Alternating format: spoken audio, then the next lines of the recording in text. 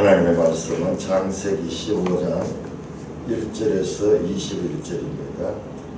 창세기 15장 1절 이후에 여호와의 말씀이 환상 중에 아브라함에게 임하여 이르시되 아브라함아 두려워하지 말라. 나는 내 방패요 너는 너의 지극히 큰 상급이니라. 아브라함이 이르되 주 여호와여 무엇을 내게 주시려 하나이까. 나는 자식이 없사오니 나의 상속자는 다 이 다메섹 사람 엘리에셀이니이다. 아브라함이 또 이르되 주께서 내게 실을 주지 아니하셨으니 내 집에서 길린 자가 내 상속자가 될 것이니이다. 여호와의 말씀이 그에게 임하여 이르시되 그 사람이 내 상속자가 아니라 내 몸에서 날 자가 내 상속자가 되리라 하시고 그를 이끌고 밖으로 나가 이르시되 하늘을 우러러 뭇별을 셀 수 있나 보라. 또 그에게 이르시되 너 자손이 이와 같으리라.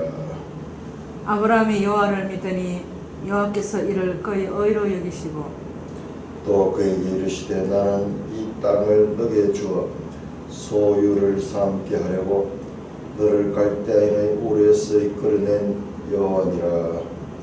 그가 이르되 주 여호와여 내가 이 땅을 소유로 받을 것을 무엇으로 알리까. 여호와께서 그에게 이르시되 나를 위하여 3년 된 암소와 3년 된 암염소와 3년 된 숫양과 산비둘기와 집비둘기 새끼를 가져올지니라.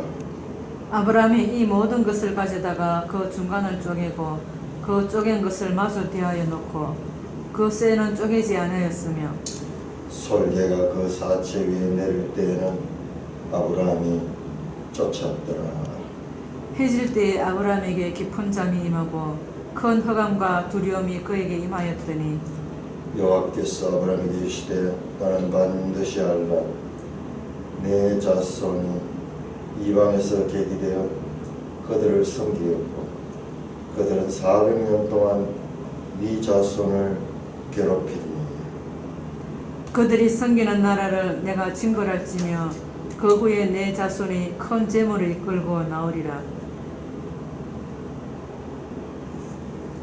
너는 장수하다가 평안히 조상에게로 돌아가 장사될 것이요 내 자손은 4대 만에 이 땅으로 돌아오리니 이는 아모리 족속의 제약이 아직 가득 차지 아니함이니라 하시더니 해가 져서 어두울 때 연기 나는 화로가 보이며 타는 횃불이 쪼갠 고기 사이로 지나더라.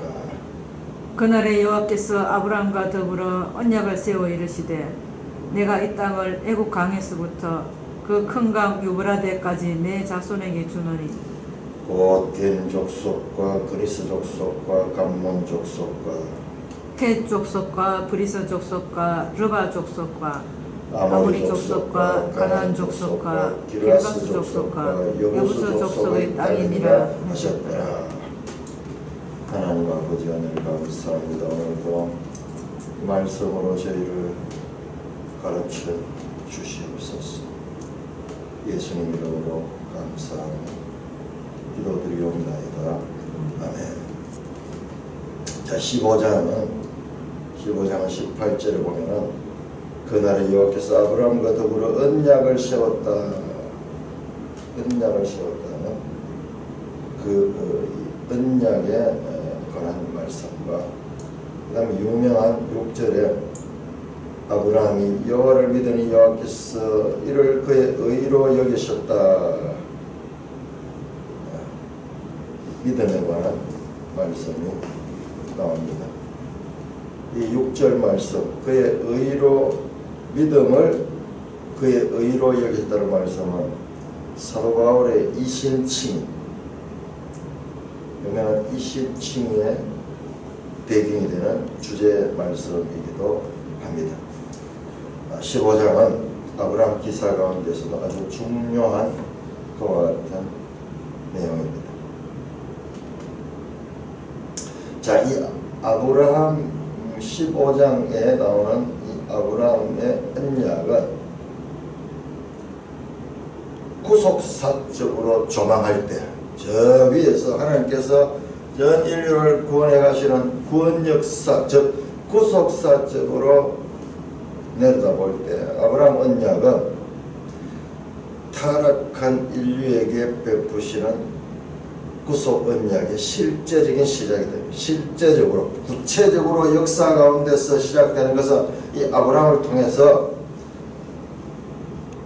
시작이 된다는 것입니다. 하나님의 플레이는 다 짜여져 있지만은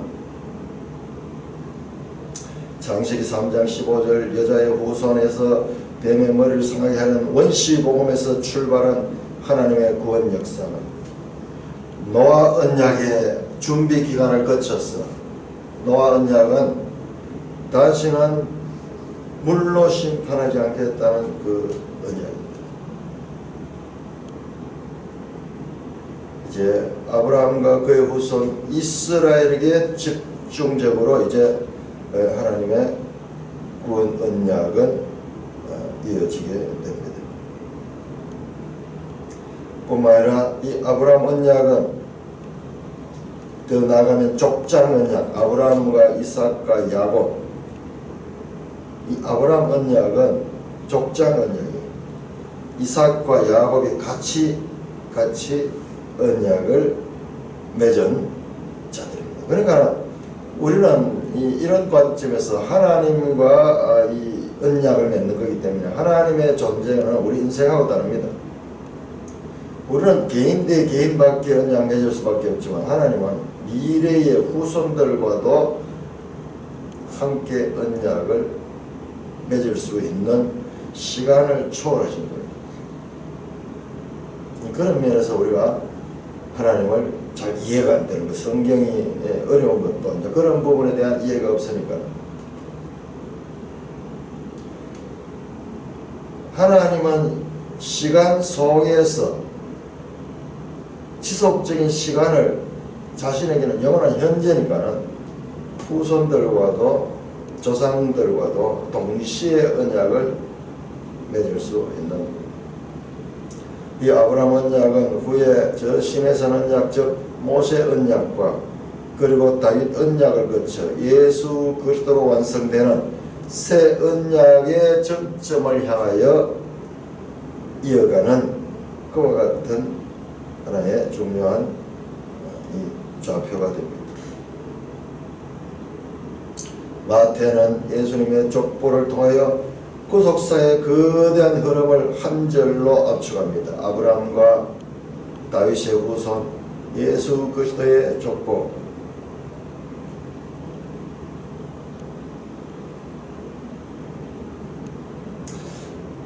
우리가 다시 한번 이 창세기를 전체적으로 조망하면은 1장에서 2장까지가 하나님의 창조를 보여줬고 3장에서 11장까지는 인간의 타락입니다. 타락. 그런데 11장 26절에 아브라함이 출생하고 이제 아브라함 기사로부터 시작되는 내용은 이제 구원의 역사입니다. 구원의 역사. 구원의 역사가 이렇게 점진적으로 이어지고 있는 그와 같은 큰 조망 가운데서 오늘 기사를 봐야 될 것입니다. 1절입니다. 이후에 여호와의 말씀이 환상 중에 아브라함에게 임했다. 이후에 자 우리가 창세기를 읽으면서 계속 발견하게 되는 것은 맥락입니다. 맥락 없이 그냥 이 본문을 읽으면 이 내용이 아주 동떨어진 내용이 돼요. 조각조각난 사건으로 됩니다. 여기서 이후에라는 것은 14장의 배경을 이야기합니다. 14장에는 동방의 4대 강국과 그리고 이 가나안의 5 소국이 전쟁을 벌여서 이 소돔의 왕들이 피했을 적에 아브라함이 318명을 데리고 그리고 그 동맹한 나라들과 더불어 가서 그 이 동방의 강대국들을 쫓아내는 그 사건과 연결해서 보아야 됩니다. 그러니까 이 사건, 동방의 그 대국들을 쫓아내고 난 다음에 아브라함이 많이 두려웠던 것 같아요. 보복이 두려웠던 것 같아요. 자, 근데 우리가 참 이해되지 않는 부분이 아브라함의 318명이 어여 그 동방 대국들을 쫓아낼 수 있는가?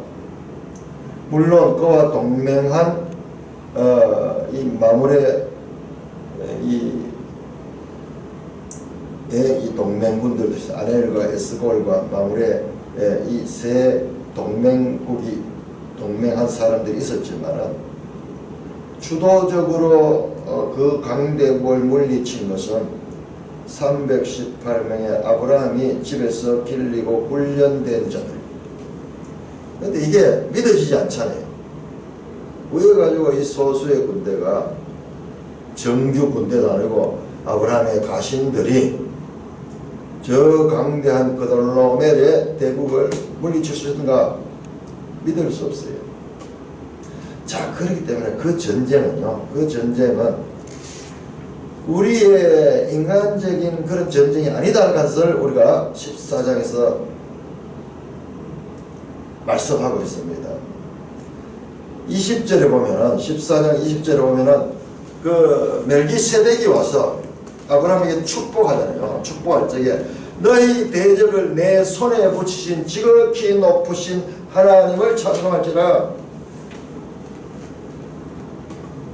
소수의 군대를 가지고 큰 이 대국을 물리칠 수 있던 것은 하나님이 전쟁하셨기 때문에 그렇습니다. 하나님의 전쟁이다. 자, 우리가 창세기 아브라함 기사를 읽으면서 이것을 하나님 나라의 일로 봐야 한다 하는 이 예수님의 성경 해석법, 사도행전 1장 3절에 예수님께서 제자들에게 이 집중적으로 이 성경을 가르치시는데 최종적으로 그 가르치는 내용이 성경을 통하여 하나님의 나라에 대해서 가르쳤다.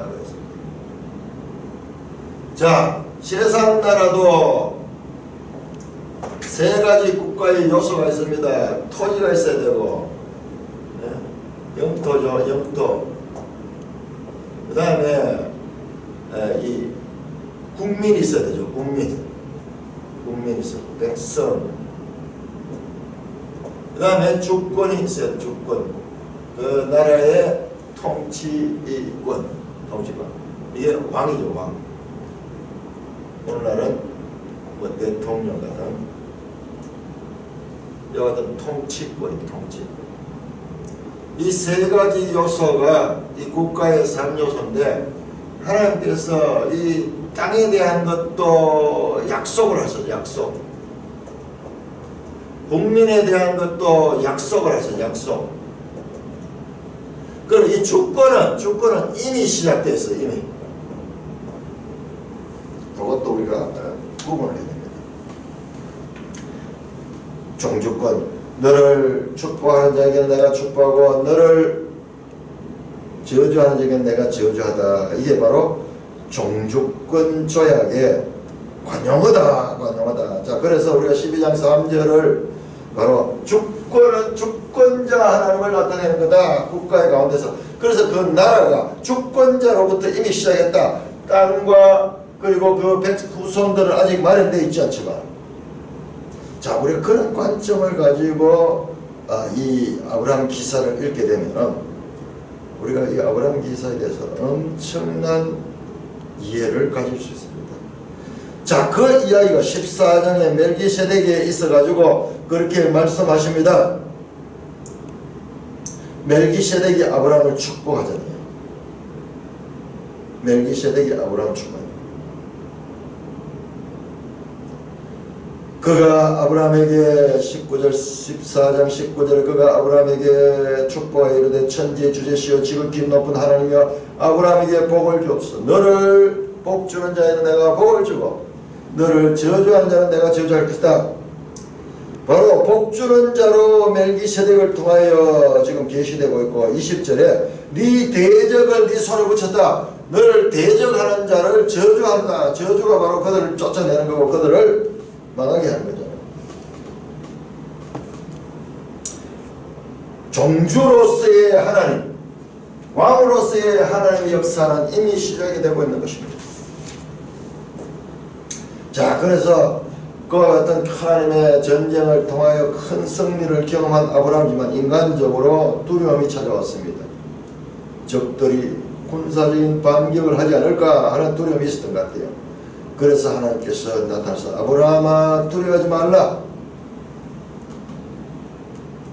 우리가 놀라운 기적을 경험하고 하나님의 역사를 경험해도 우리가 인간적으로 믿음이 받쳐지지 않을 경우가 얼마나 많은지 몰라요. 그러니까 이와 같은 믿음도 계속 성장하고 성숙하는 것입니다. 자, 그런 관점에서 오늘 본문 한번 보세요. 1절에 나는 네 방패요 너의 지극히 큰 상급이라. 이 말씀 이와 같은 종주권 조약의 그 배경을 가지고 이 아브라함 기사를 읽을 적에요 의미가 얼마나 확실한지 몰라요. 나는 누가 하나님이 네 방패고 지극히 큰 상급이다. 바로 하나님이 종주이심을 다시 한번 확인하는 내용이에요. 전쟁의 적으로 공격으로부터 지켜주는 자고 너에게 그 큰 상급이다. 이 리와드가 사카를 하는데 이것은 바로 너의 믿음대로 내가 대갚아주는 분이다. 대갚아준다. 너에게 공격한 자가 있으면 내가 그에게 갚음이 되는 자다. 리와드 이게 되돌려준다는 되돌려준다. 그러니까 너를 축복하는 자에게 내가 복을 주고 너를 저주하는 자에게 내가 저주한다는 그 말씀에 그 말씀을 줄여가지고 하는 거예요. 내가 너의 종주다. 그러므로 나는 너를 지켜야 될 의무가 있다. 자, 그 대상이 누구였습니까? 그 당시 메소포타미아 지역의 대국이었어요. 대국. 세상 나라의 제국의 이 왕들과 그들을 다스리는 종주왕 그돌라 오메를 물리치시는 하나님은 세상 왕들보다 더 강한 왕이시다. 그러므로 아브라함아 두려워하지 말라. 이 세상의 왕들이 많이 있지만 진정한 그 왕들의 왕, 왕중의 왕은 여호와 하나님이시다. 그 말씀이에요. 그 말씀. 2절에 아브라함이 이르되 주 여호와여 무엇을 내게 주시려 하나이까? 나는 자식이 없이 나의 사업자는 다메섹 사람 엘리에셀이라. 자, 하나님께서 다시 한번 아브라함께 내가 너의 종주고 너를 지킨다. 그러므로 너는 두려워하지 마라. 그렇게 하나님이 아브라함에게 환상 중에 나타나 계시를 하셨습니다. 자, 그때 아브라함의 반응을 보면 주 여호와여 내게 무엇을 주시려 하시나이까? 이렇게 답이 나오잖아요. 앞에 나오는 내용과 연결이 됩니다.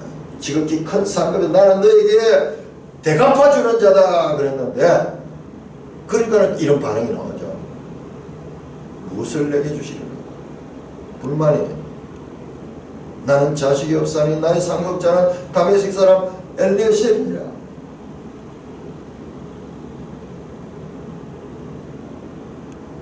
아브라함께 나타나서 12장에서 큰 민족과 이 땅을 주시겠다 했는데 아브라함은 지금 자식이 없어요. 보통 사람보다 더하게 아내는 불임 여성이에요. 아브라함 이 말씀이 믿어지지 않는 거고 계속 하나님은 약속하지만 현실은 너무나 그 약속과 관계가 없어 보이기 때문에 아브라함이 반항합니다. 주신다는데요. 상급이 되신다는데요. 뭘 주시겠습니까? 뭘 좀 주시고 그런 이야기를 했는데 말만 번지라지 실제로 아무 되는 것이 없습니다. 그러면서 나는 자식이 없으니 나의 상속자는 다메섹 사람이래. 고대 사람들은 이 자식을 주는 것은 하나님의 손에 달렸다. 그리고 자식이 없는 것은 때로는 저주의 형벌로 보게 되었습니다. 하나님께서 그렇게 큰 약속을 하셨는데 현실은 그렇지 않습니다. 그러므로 나의 상속자는 이 다메섹 사람 엘리에스입니다. 자신이 기르는 종이라고 내가 안 되니까는 양자로 그렇게 할 수밖에 없다고 불만 섞인 또는 의문을 가지고 자신의 생각을 하나님께 말합니다. 3절 아브라함이 또 이르되 주께서 내게 씨를 주지 아니하였으니 내 집에 길린 자가 내 성전. 다시 한번 아브라함이 자신이 그와 같은 판단을 하게 된 이유를 설명한다. 주님께서 내 아내를 통하여 그 태문을 열어주시지 아니했기 때문에 후손이 없습니다. 이거는 원망이라기보다도 고대인들은 다 그렇게 생각합니다. 내 집에서 길린 자가 내 상속자가 될 것입니다. 내가 이렇게 양자를 통하여 상속할 수밖에 없는 것은 내 후손이 없기 때문입니다. 우리 어떻게 하나 앞에 기도해야 될 것인가도 우리 여기서 볼 수 있습니다. 자신의 문제를 솔직하게 자기 생각을 드러냅니다.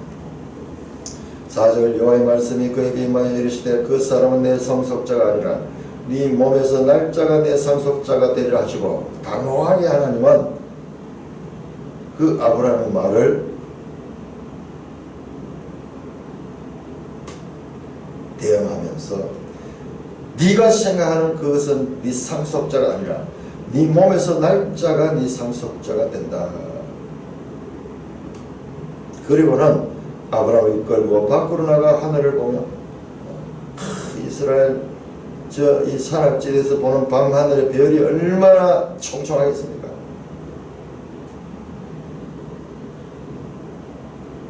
셀 수 없이 많은 총총해 보이는 그 하늘의 별을 보시면서 네 자손이 이와 같으리라 그렇게 했습니다. 현실은 아무것도 없지만 다시 한번 하나님은 실물경 하늘에 그 수없이 많은 그 밤하늘의 중동지역의 밤하늘의 별은 유난히 또 더 많이 네 자손이 이와 같으리라.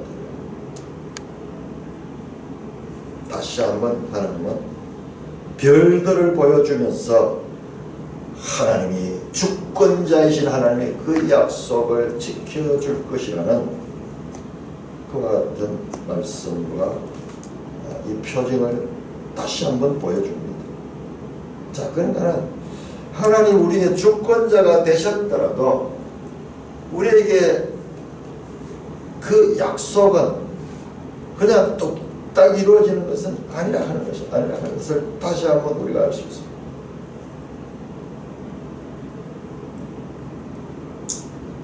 육절 아브라함이 여호와를 믿으니 여호와께서 이를 그의 의로 여기셨다. 유명한 15장 6절 말씀이 나옵니다. 아브라함이 그 하나님을 믿었습니다.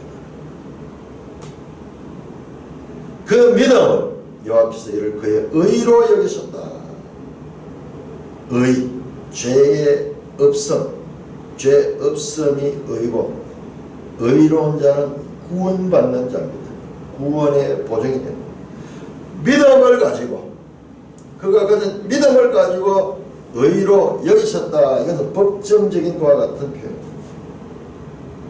이 말씀은 얼마나 중요한지 로마서 4장 전체 배경이 됩니다. 또한 갈라디아서 3장에서도 이 말씀을 배경으로 히브리서, 야고보서 모든 부분에서 소위 신약의 믿음으로 말미암는 구원, 이신칭의 교리의 배경이 되는 그 말씀입니다. 믿음으로 아브라함은 하나님을 믿었고 그 말씀을 믿었습니다. 믿음은 말씀이고 그 말씀은 약속이었어요. 약속.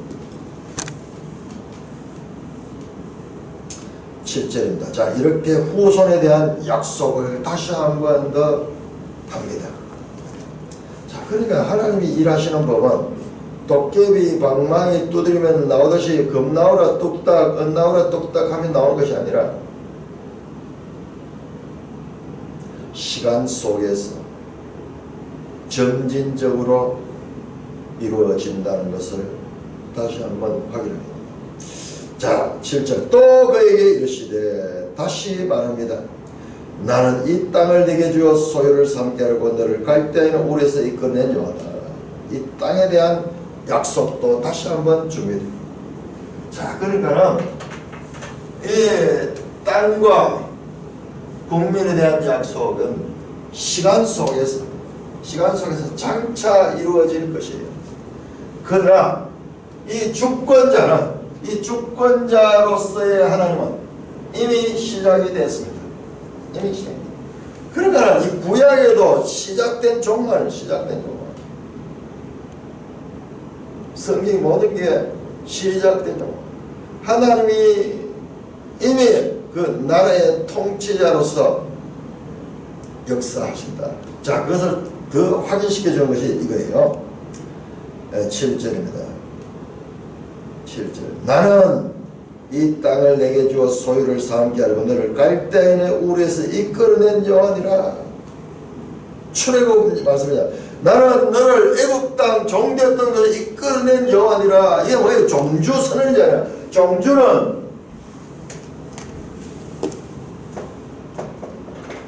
종주권조에서 종주는 그 봉신국을 보호하잖아요. 보호. 역사적인 선언입니다. 역사적 선. 자, 고대 계약 문서의 제일 처음에 나온 서문이 나는 너를 어떤 전쟁에서 지켜주고 승리케 하는 그와 같은 과거의 역사적인 사건을 쭉 나열하면서 그러므로 갑과 을의 관계는 그러므로 형성이 됐다. 그래서 이 먼저 선언하는 그 내용. 잊어버리죠. 자꾸 잊어버려요. 그러니까 기록해놓고 그것을 계속 반복해서 하는 거예요.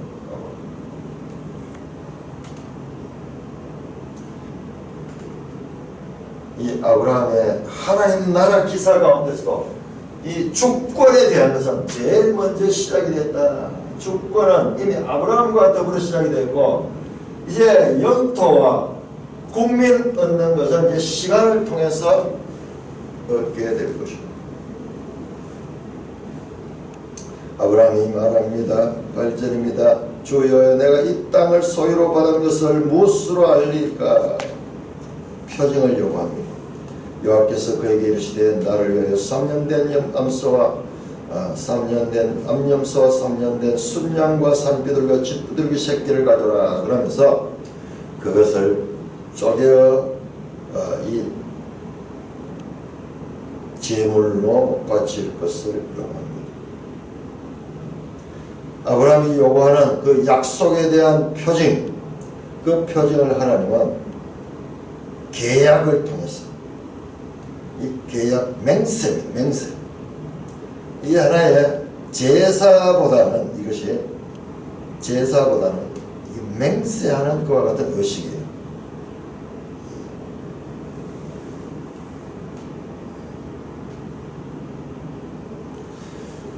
맹세가 약속 중에 가장 확실한 것은 맹세로 된 약속. 맹세로 된 약속. 아브라함과의 이 약속은 맹세 없이 된 것이 아니고 맹세로 된 약속이다. 반드시 내가 지키겠다. 만약 내가 이 약속을 지키지 못하면 내 전 재산을 너에게 양도하겠다. 내가 이 이 약속을 지키지 못하면은 내가 너의 종이 되겠다. 이와 같은 맹세가 따르는 약속은 확실한 것이다. 확실한 보정해주는 거야. 약속을 해도 보정이 없으면은 그 약속이 공수표가 될 수 있는데 하나님께서 그 맹세의 약속을 합니다. 그 짐승을 잡아 쪼개가지고 그것을 마주 대하여 놓게 합니다. 자, 짐승을 쪼개가지고 이와 같이 약속을 하는 것은요, 이 고대에서 일반적인 그와 같은 약속의 이 행위의 보편적인 그와 같은 것이에요. 뭐냐? 이 짐승처럼 이 약속을 지키지 않으면 내가 이 쪼개어지겠다. 죽음으로써 이 약속을 지키겠다는 그와 같은 의미가 이 속에 담겨 있습니다. 자, 우리 한번 해볼까요? 에레미야 34장.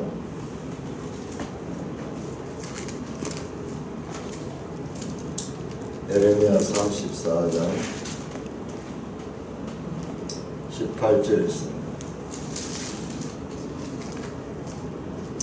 18절에서 21절 제가 읽겠습니다. 송아지를 둘로 쪼개고 그 두 조각 사이로 지나며 내 앞에 언약을 맺었다. 자, 이게 언약, 맹세로 언약을 맺는 겁니다. 15절 보시면 내 이름을 건받는 집에서 내 앞에서 계약을 맺었거늘. 계약, 언약이 같은 말이에요. 지금 계약, 언약, 계약이에요. 여기서. 자, 그 의식이 뭐냐? 내가 반드시 지키겠다. 의식이 송아지를 둘로 쪼개고 그 조각 사이를 지나는 것이 언약을 맺는 거예요. 그러나 그 말을 실행하지 않은 내 계약을 어긴 그들, 곧 송아지 두 조각 사이로 지난 유다 고관들과 예루살렘 고관들과 내시들과 제사장들과 이 모든 백성들이 그들의 원수의 손에 그들의 생명 찾는 자의 손에 이 계약을 했는 것이 이 짐승 사이로 지나가는 거예요. 그래서 나는 죽음으로써 이 약속을 지키겠다 하는 이 맹세가 그 행위인데 이들이 그를 지키지 않았어요. 그래서 하나님께서 그들을 징벌하는 내용이 나옵니다. 그래서 이 본문 말씀은 이와 같이 하나님의 계약, 맹세의 계약이라는 것을 우리가 알아야 됩니다.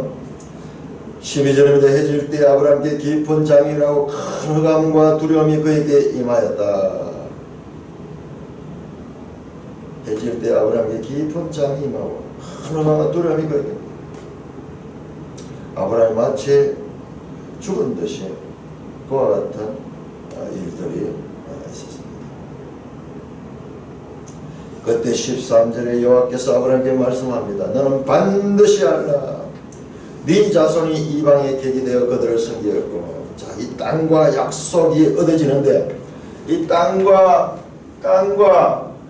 후손, 이 땅과 후손이 얻어지는데 이것이 어떻게 얻어지는가? 구체적 설명, 구체적.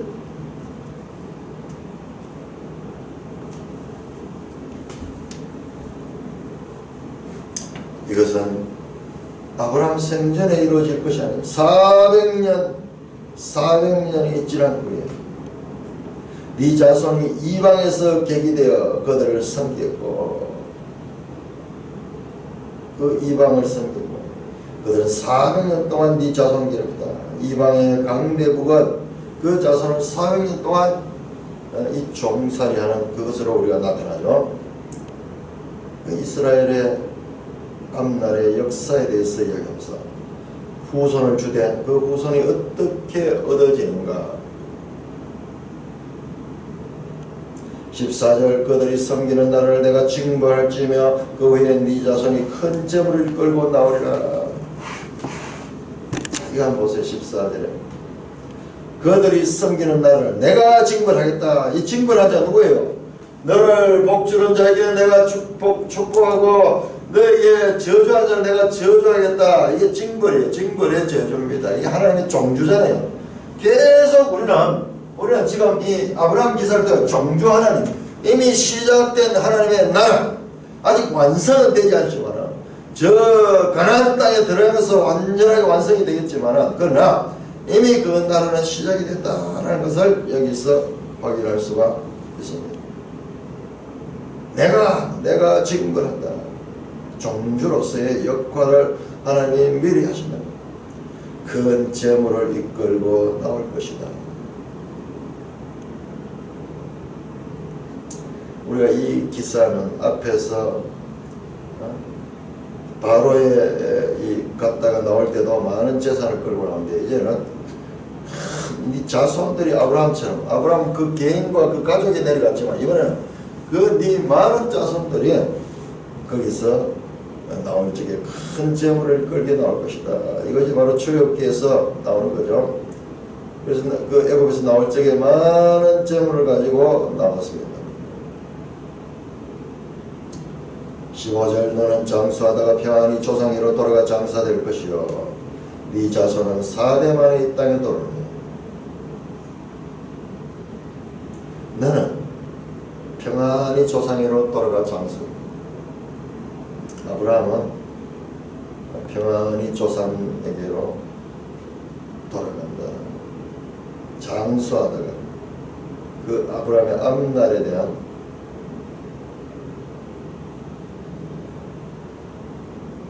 그것을 미리 말씀하시고 그리고 그 자손과 땅에 이 언약이 성취되면서 훨씬 후에 4대 만에 이 땅으로 4대 가는 게 여기서 보니까 400년 1대가 100년으로 찾는 것 같아요.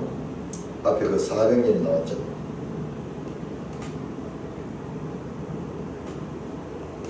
이 땅으로 돌아오는 이는 아모리족 속의 제약이 아직 가득 차지. 그럼 하나님은 수백 년 후에 일어날 일을 미리 다 아시고 있고 하나님 영원한 현재예요.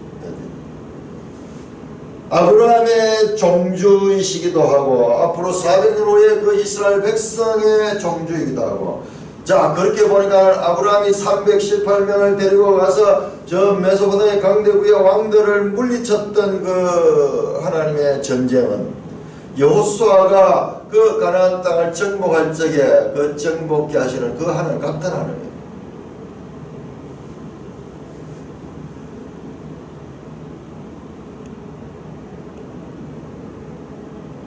네 자손이 400년 후에 이 땅에 돌아오는 이유가 뭐냐? 이는 아모리족 속의 제약이 아직 가득 차지 아니했다. 우리 지난 성경 개혁성에는 아모리족 속의 제약이 아직 관영하지 아니했다 그렇게 했는데 그 아모리족 속은 가나안의 대표적인 족속, 대표적인 제육국한데 여러 족속들 있지만 그 가운데 대표를 지명함을 해서 그 전체를 포함시키는 그와 같은 제육국으로 말씀합니다. 17절 해가 져서 어두울 때 연기 나는 화로가 보이며 타는 횃불이 쪼갠 곳이 사역지나다.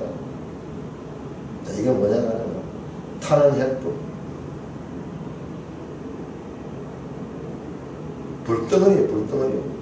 불덩어리가 그 쪼갠 고기 사이로 지나더라. 이게 바로 하나님이 말씀하신 그 약속을 지금 시행하겠다는 그 계약 행위입니다.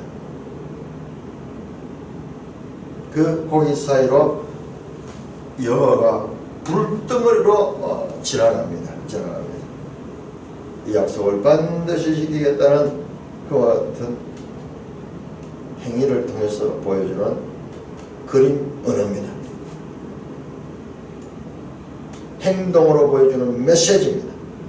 반드시 지키겠다.